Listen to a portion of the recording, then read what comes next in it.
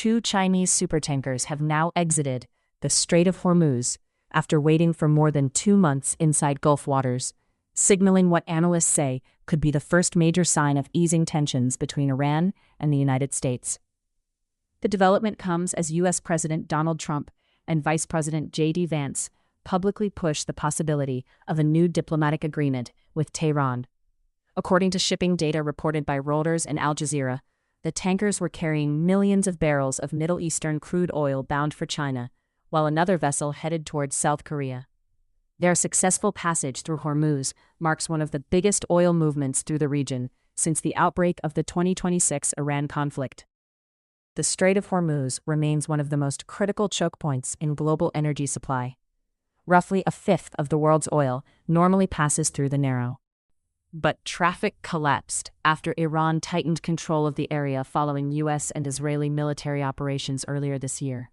Since then, commercial shipping has faced drone threats, naval blockades, mines, and repeated military warnings. In some weeks, only a handful of ships crossed the strait, compared to more than 100 vessels per day before the crisis escalated.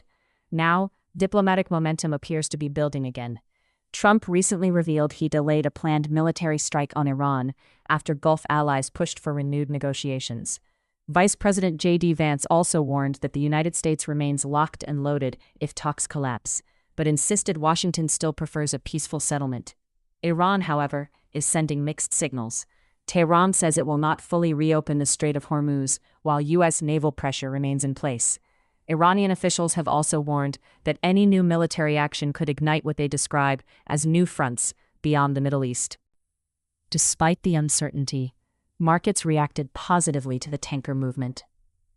Oil prices reportedly slipped as investors interpreted the successful crossings as a possible sign that limited trade routes may reopen under behind-the-scenes negotiations.